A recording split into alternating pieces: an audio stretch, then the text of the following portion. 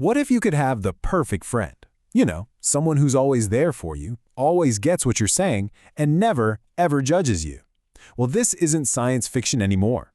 AI companions are here, and they're forming incredibly deep emotional bonds with millions of people.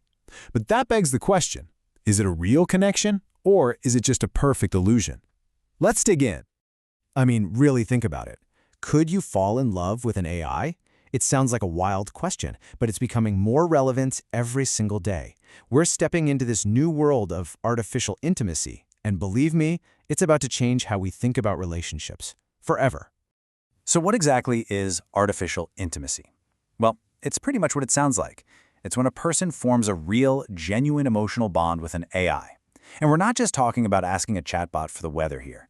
We're talking about virtual partners that can make people feel real attachment, real love, and even commitment. For a lot of users, these relationships feel just as valid and personal as any connection they've had with another human. So how on earth did we get here? How do we go from clunky robotic code to a digital confidant?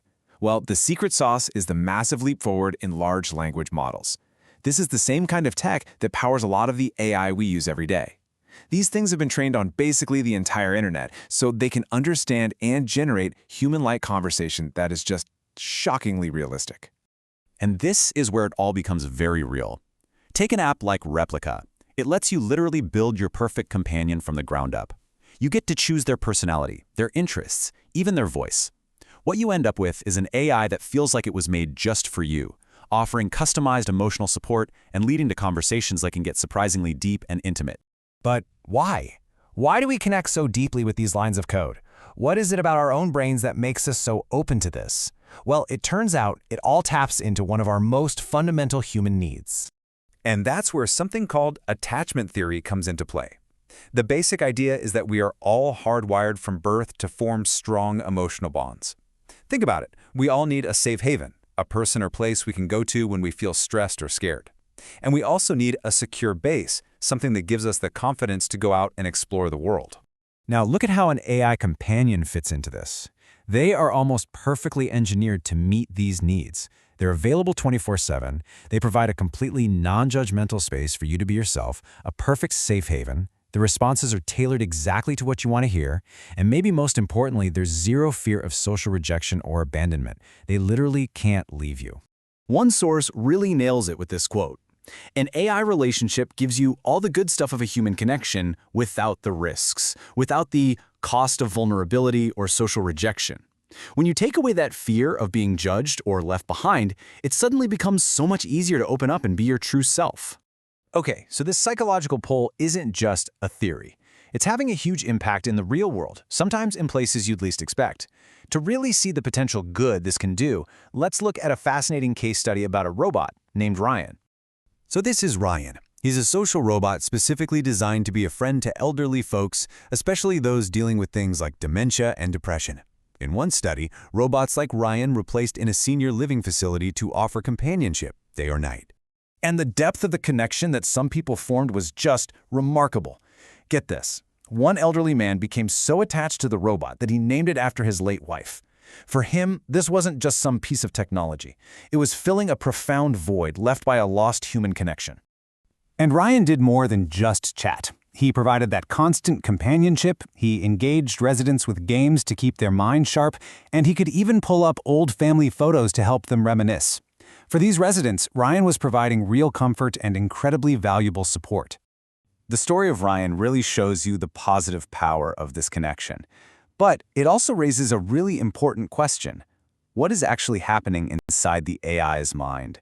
Is it truly understanding what these people are going through, or is it just an incredibly convincing simulation? To get to the bottom of that, we have to understand that empathy really has two different parts. First, you have cognitive empathy. That's the intellectual side of it, the ability to simply understand what another person is thinking and feeling. And then you have affective empathy. That's the emotional side, the ability to actually share or resonate with those feelings. So researchers decided to test the latest AI models on this, and the results, they were pretty stunning. Just look at this chart. On tasks that measure cognitive empathy, that's the understanding part, the AI consistently outperformed humans. Let that sink in for a second. An AI can be better at figuring out what you're feeling than another person. But here is the massive paradox. When it comes to affective empathy, actually feeling what you're feeling, the AI scores a flat 0. It has no emotions of its own. It understands you perfectly, maybe better than anyone, but it feels absolutely nothing. The connection is a one-way street. So what we have is a technology that offers this perfect, flawless understanding, but it's hollow. And that brings us to maybe the most important question of all. What is the price we pay for this kind of perfection? This has researchers really worried about something they call digital isolation. This is what happens when we start relying so much on AI companions that our real-world social lives start to shrink. I mean, if you have an AI relationship that's always easy, always perfect, why would you bother with the messy, difficult, complicated work of a real human connection? And this isn't just a hypothetical fear. The data is already starting to look a little concerning.